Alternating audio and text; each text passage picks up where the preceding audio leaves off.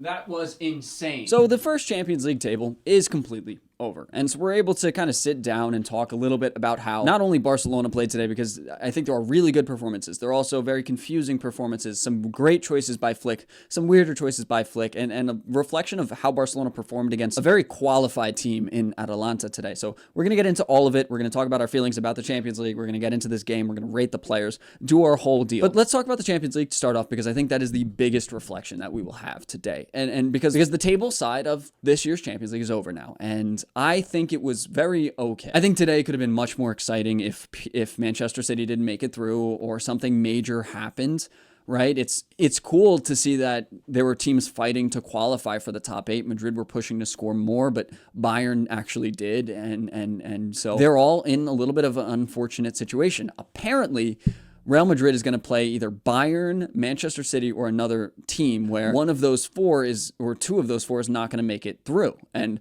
that's wild to hear. That's wild to hear that one of them might not go through. And for a team that made it into the top 8 in Barcelona, that's huge for them. They get the credit for pushing so far throughout this entire time in the Champions League this year. And that's good for them. I was seeing that our potential opponents could be Benfica, PSG, or another team or two other teams that I don't remember. It's not the greatest draw. PSG wouldn't be the most phenomenal team to show up against. It's also not the worst. But overall, I'm kind of unimpressed by this format. I think it gives the better teams a higher chance at qualifying because you're playing less games, so there's going to be less chances of an irregularity happening where you don't win, right? A better team will win more often if you give them more chances, but in one-off games or lesser amount of games, smaller teams have better chances. But that brings us to the games today, and primarily the Barcelona match, because I was watching Manchester City for one point, I was watching Real Madrid, and Inter Milan at one point as well. But, and Liverpool too, because I was hoping Liverpool would lose. They ended up doing their part of the deal, but we could not pull it out against Atalanta. I think a lot of our guys played really well, and they deserve a lot of credit for it. It's a good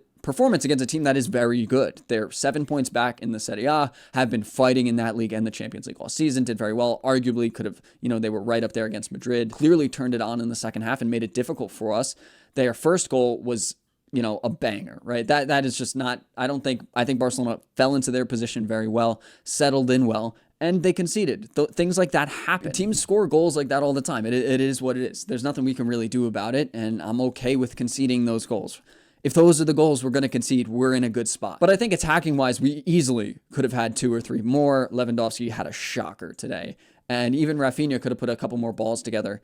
One specifically where he could have basically recreated our first goal, but he didn't do it. He wasn't able to connect the pass well. And I do think their keeper had a pretty solid game as well. But in a physical match against a very tall and strong side, I'm not too upset with the performance today, and I think if that game went a little bit longer, I think we win it as long as that Araujo isn't hurt, and he might be hurt. But more importantly, I think just Atalanta were making it incredibly difficult for us to move the ball around and create in any way that made any sense. Their man-to-man press was very solid, limiting a lot of space, and that showed flaws in a lot of the guys. But let's get into the ratings as we go through this game, starting with Chesney, who I don't think had a good game. Yeah, I think he conceded 2, wasn't great on the ball, looked a little shifty, and yeah, maybe a 4 or a 5. Not his best performance. I don't know if something happened with Peña, why Hansi Flick isn't picking him, but we'll see if he gets picked again in the Liga match coming up this weekend against Alaves. Valde, I think, had a pretty solid performance again. Not his best performance in the past couple, but I think a solid, pretty all-around game. Did decent on the ball, moved into space pretty well, and defended in a couple instances where it was really important. So I think very fairly a 7. He lost the ball a couple times, wasn't perfect, but I'm pretty confident in that rating of him, honestly. Then Eric Garcia, who was not the best. I wasn't that comfortable with him. I think he was dragged away from his man pretty easily, and Atalanta were putting a lot of runs in behind. They were trying to drag defenders deeper so then another player could make a run on a further side, and it was working. Eric Garcia was moving around a little bit too much, and he was deked out or faked out pretty easily. Not his best work. I think he was okay on the ball, 6.5, 6. But Ronald Araujo was perfect today. I'm going to give him a 10. I don't think I've ever given a center back solely a 10 when the team doesn't perform incredibly well. I think he was perfect. Not only did he score a header and bring us the lead again for a second, but he was phenomenal defensively. I was watching him a lot, and this is a day where I had 3 games up on the same screen. It was difficult to really pay a significant amount of attention to one game. Araujo was attracting my attention the entire time because of his ability to fight back to get into a position to try to block off passes in or get just to a solid defensive shape. he did that phenomenally in a way that I don't think Kubarsi has done as much over the past couple games, and some flaws have been picked out in his game by me specifically. I think Araujo does that. He is almost always very well positioned to defend a cross in or a ball in and help really protect this back line in a way I don't know if anybody can. Was incredibly physical today against very physical players. I was really impressed by him. I'm so happy with him. I hope he's okay. I'm not seeing anything about him being significantly injured or anything right now. It's a little early though, so we'll see how that unfolds, and I'll try to pin a comment if somebody is able to update that. And then Koundé I think he was pretty good. I think he was pretty good defensively, made a couple good runs, but didn't really offer a ton going forward, but did put a couple good balls in right at the end of that match where he was bombing up the pitch a little bit more. Again, not the best attacking fullback, but a decent performance, and I think he was good defensively. It's unfortunate.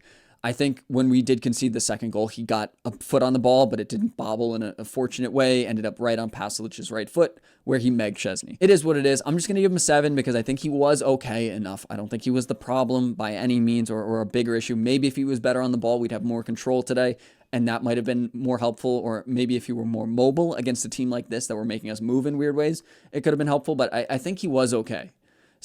A 7 is fair for him. And then in the midfield, I think Frankie de Jong was really good. Put a couple of tackles in there to win the ball in space where it helped create a chance or helped stop or limit a chance from them. And then on the ball, wasn't perfect. We saw him get more comfortable making those runs or trying to get a player off his back with certain turns or whatever, the de Jong turn or whatever they called it. It was better. He's getting there. He's not perfect. He's not great yet, but he's getting closer to being really good. And today I thought he was really good. I thought he wasn't. I didn't think he limited the team at all. I think he almost lost the ball, or he did lose the ball a couple times, but it was quickly cleaned up by the team or by him in a way that makes it very fortunate. I'm going to give him an 8. I think that's ambitious. I don't know if you guys will like it that much, but I'm going to go. Then Pedri was fantastic. So important to the moving of the ball around in the beginning. I think he had the pass to the assist for our first goal and was just fantastic. I'm going to give him a 9 easily. I think he has been so good this season, and I'm glad he was taken off too for Casado to, take him out of a stressful game that was getting a little pressure. Take him out, give him rest. Good. For Gavi, I think it's a little bit of a different story. I think he wasn't the best in the first half. Not that he wasn't intense or didn't almost have good instances of play, but I think he was on a slightly different wavelength than everybody else. And with Lewandowski in front of him, Frankie de Jong next to him or behind him, and Pedri next to him, he doesn't have the most intensity around him. Not a ton of pressure to press with, you could say. And so when he presses really hard, if he doesn't have the proper support around him, the proper high pressers around him, it's not going to work that well. Or he might not get into the correct positions that people are expecting him to be in because they're not on the same wavelength, and that happened a couple times today. If he had Casado with him and Olmo in front of him or Ferran Torres in front of him, it could have been a different story, but I think Gavi was better in the second half, warmed into it a little bit more. A 6.5, 7 is probably the general range where I'd give him, and it was almost a little bit better. And for our forwards, I think Lamine and Rafinha, Lamine specifically had a pretty solid day, and a day that could have been very difficult for him. Atalanta's a decent defensive side. They are strong, tall, big players, and he did a pretty good job against them. He lost the ball a couple times, didn't connect perfectly, but almost scored fantastic. I think it was Travella on his left from the left side.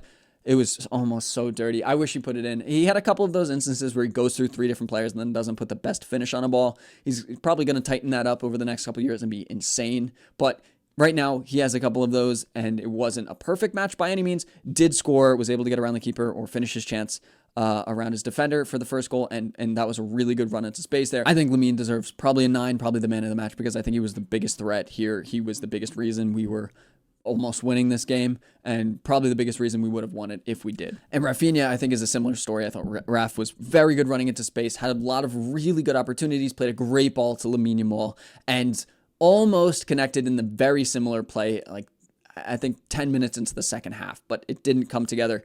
And it was a little unfortunate to put a couple of really good balls in too that were just slightly maybe behind Ferran Torres or not perfect, but he was looking a lot better. I'm like so happy with Rafinha this year. I think he's an 8.5, 9. I'd probably give my man of the match to Lamine, but they could probably share it with Pedri. It was an all around decent performance. And then Lewa, I just thought he had a shocker today. I'm gonna give him a 3 or a 4. I missed a glaring chance and then was like okay in other instances where he was instrumental in the buildup of the first goal, and he was good at times, but then it felt a little bit off, right? He missed a glaring chance. He was not moving well enough in a game that probably required a little bit more mobility, like a Dani Olmo false 9 or even Ferran Torres there. I thought Ferran was better. So yeah, it just wasn't a game fit for him. And we're going to see, hopefully, him play a little bit less football over the next couple matches, because he has shown very little for me of why he should play in a lot of these matches in the past maybe 2 weeks. So we'll see what Hansi Flick decides on the weekend.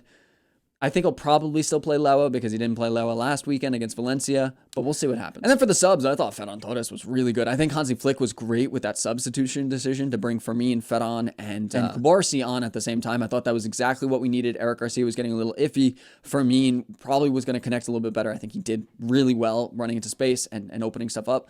I really like Fermin. I think today he looked pretty good again, even though he didn't have the most time to show it. I think it was good. But overall, guys, fine performance. It is what it is. First place isn't that wild of a difference between what we ended up with. And I do have right now the official opponents that we'll get. It's either PSG, Benfica, or Monaco and Brest. And we don't know which of those guys are playing each other. Not the greatest run. We've played all of them except PSG so far this season. So I think that'll play into our hands where we have experience with them. We know what might happen. And they're not the greatest performance players, and they're not the greatest teams, but anything can happen. We'll see how it goes. Visca Barça, not a bad game so far, and video coming out on the main channel tomorrow. So if it's live, I'll make sure to try and link it here so you do get to see it. But if not, go over to Robbie Lou, go watch that right now. Visca Barça, I'll see you in the next one. Peace.